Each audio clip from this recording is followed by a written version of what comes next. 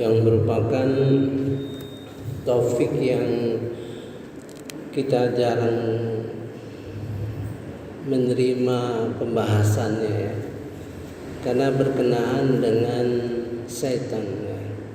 Karena setan itu sepak terjangnya bukan main, sangat besar yang diceritakan di dalam Quran. Namun kita jarang mendengar ya, paling-paling 1-2 ayat ya. Padahal merupakan ancaman bagi diri kita ya.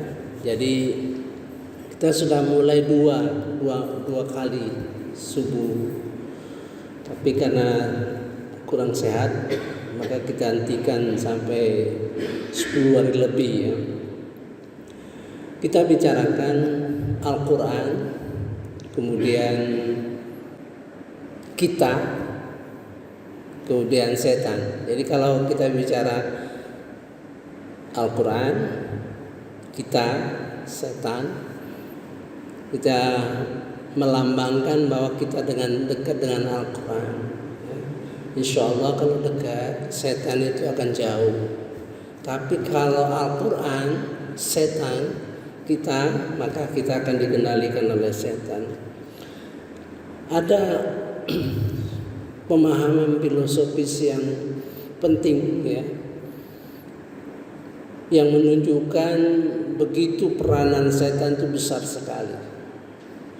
Adanya di dalam surah Al-Baqarah 1-5 merupakan ayat-ayat awal di dalam Al-Quran.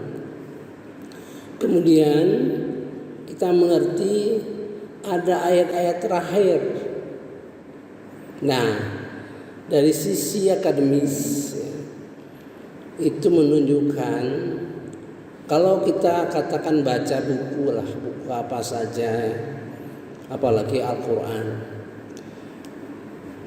ayat-ayat awal itu melambangkan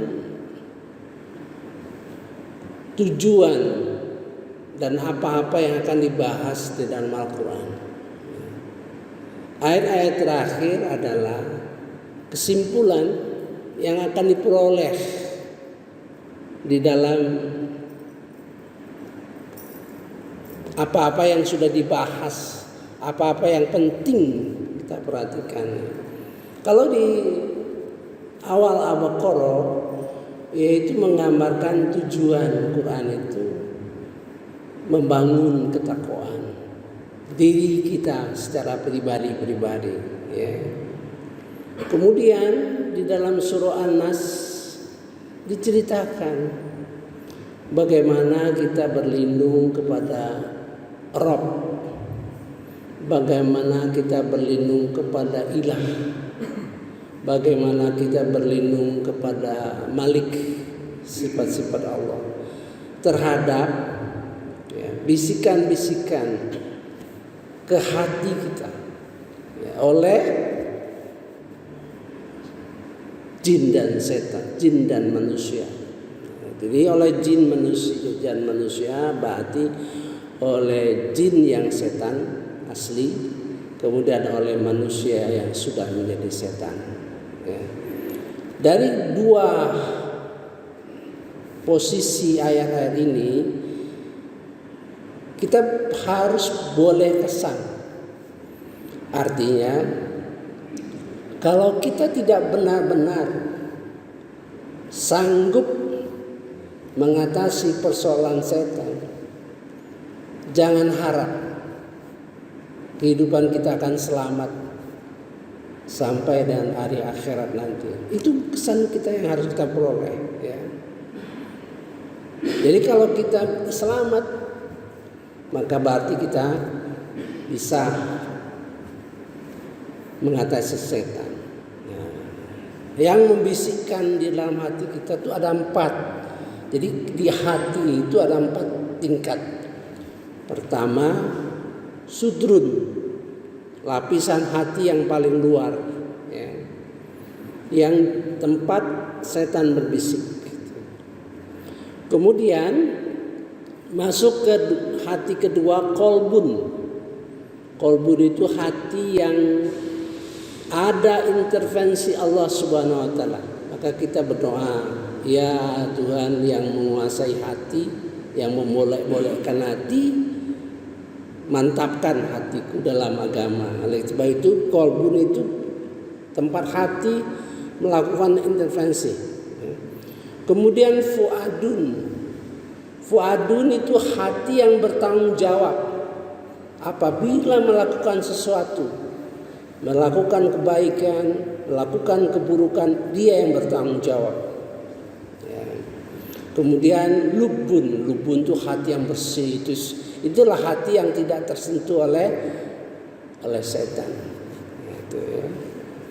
Kemudian di dalam kondisi hati kita itu ada 5 kondisi hati, ya. 1, jais itu adalah lintasan-lintasan yang dibisiki baik setan maupun malaikat. Kalau dia baik, itu artinya malaikat membisikkan kita. Kalau jelek, setan itu kondisi hati terjadi lintasan, terbesit oleh kita. Itu misalnya terbesit oleh kita. Misalnya kalau baik ya, mungkin terbesit hati kita, habis subuh ini saya mau ngasih si 50.000 misalnya uang. Itu bersitan hati gitu, yang dalam hati kita itu. Kalau hati kita itu ada bisikan seperti itu mulai setan akan menguatkan atau setan akan menghalangi. Misalnya kita punya niat nih mau ngasih seorang 50.000 nih, kita niatkan sebelum sholat ini. Nanti prosesnya jelek lah, setan tentu akan menghalangi, kan? Jangan, 50.000 tuh kecil, malulah, besar lah dikit, ya tuh besok lah. Itu tujuan setan itu supaya kita terhalang, ya. Itu 2, khotir itu apa yang terpendam dalam hati kita, bisikan itu terpendam lama, ya. Jadi lama dia di dalam hati kita itu, namanya khotir. Bisa lama terhadap bisikan yang bagus ataupun yang jelek. Gitu. Kedua, hadisun nafs. Hadisun nafs itu hati kita yang terbisik itu, menggelora, ya, menggelora terus di bisik itu supaya terjadi. Misalnya menggelora, kita misalnya benci sama seorang, ya, ini kapan-kapan buat tinju nih, itu dibisikin, itu ditahannya di dalam hati kita, ya, supaya lama di dalam hati kita. Nomor 4 itu ham namanya. Ham, hati kita itu menyimpan satu yang lama dan sudah bertekad merencanakan kapan nih misalnya ya, dengan siapa nih kita lakukan itu baik keburukan maupun kebajikan. Yang kelima, azam, itu tekad bulat. Jadi kalau kita lihat dari sisi pahala dan dosa, ya, Allah itu memberikan betul-betul baik, sangat baik, ya. Kalau yang diendapkan di dalam hati kita itu adalah kebaikan, ya, walaupun terbersit, aku mau ngasih si uang dah, gitu ya. Ketemu nanti, walaupun hati kita itu terbersit sebentar lewat gitu, maka itu akan jadi pahala kita. Tapi kalau dosa sampai tingkat 4 itu, ya, itu insya Allah mudah-mudahan belum dicatat gitu. Sampai kita melakukan azam namanya, ya. Itu gambaran proses hati kita itu.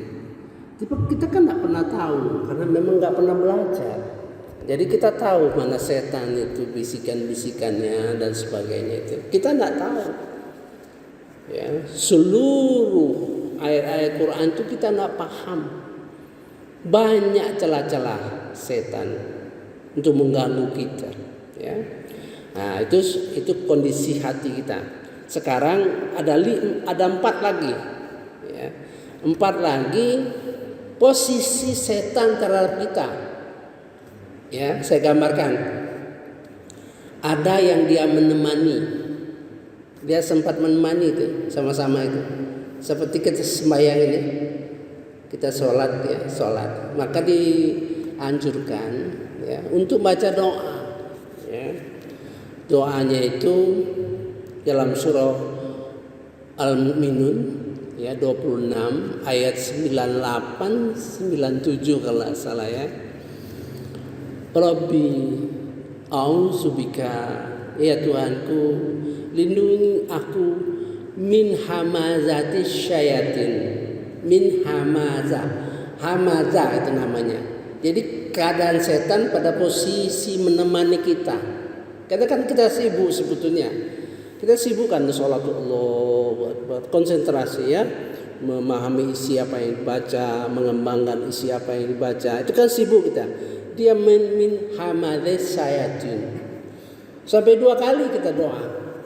Kemudian a'udzubika Rabbi ayahdurun. Aku berlindung kepada Engkau Tuhanku dari kehadirannya. Ya, jadi dia hadir. Satu ya. Sudah itu hamaza, namanya hamada. Masa sekarang masa. Kalau masa itu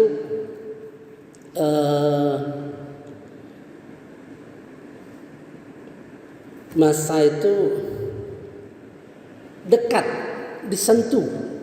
Kita tuh dekat dengan setan. Jadi kalau sudah tersentuh oleh setan ya, setan sudah dekat dengan kita, itu mudah sekali dia. Misalnya setan itu mengganggu kita itu biasanya dengan kelemahan kita, kelemahan diri kita. Misalnya kita mudah marah. Nah, mudah marah ini ndak sabaran lagi, mudah sekali marah. Nah, itu setan itu dekat ya. Dia istilahnya itu bersilancar dengan pribadi kita, kelemahan-kelemahan pribadi kita. Misal mudah marah. Nah, itu masa. Dia nempel terus. Begitu kita kondisi mau marah, kita nggak bisa menghalangi diri kita itu marah langsung gitu. Itulah dari sisi masa ya. Itu maka kita harus betul-betul mengerti dengan ilmunya setan itu. Ilmunya setan, bukan ilmunya setan, ilmu yang diberikan oleh Allah Subhanahu wa taala dalam Al-Qur'an. Ada posisi hamazatis, ada posisi ada posisi lams ya. Saya kira cukup dulu pembukaan. Jadi yang penting bagi kita adalah 4 kondisi hati, posisi hati, struktur hati. Hati yang paling luar sudrun, yang paling nomor 2 kolbun, 3 fuadun, 4 lubun. Jadi kita tahu di mana hati kita mulai bermain gitu ya. Kemudian posisi kondisi hati kita di dalam melaksanakan. Ada yang disebut dengan jais, lintasan pikiran yang sepintas datang di otak kita, ya, di pikiran kita. Apa jelek, apa yang baik. Kemudian khotir, pendaman lama mendamnya. Khotir itu lama di dalam hati kita. Misalnya kita ingin berbuat baik sama orang, terus lama sekali, ya. Kapan, dengan siapa, ya, bagaimana caranya itu. Kemudian hadis nafs, hati yang menggelora, ya, yang selalu dibisiki, apakah kebaikan ataupun sebaliknya. Kemudian hati kita sudah merencana. Kemudian azam yang kuat. Saya kira itu saja. Gitu. Ya, mudah-mudahan itu membawa ilmu yang bermanfaat bagi kita. Subhanallahumma wa bihamdika asyhadu an la ilaha illa anta astaghfiruka wa atubu ilaik. Wassalamualaikum warahmatullahi wabarakatuh.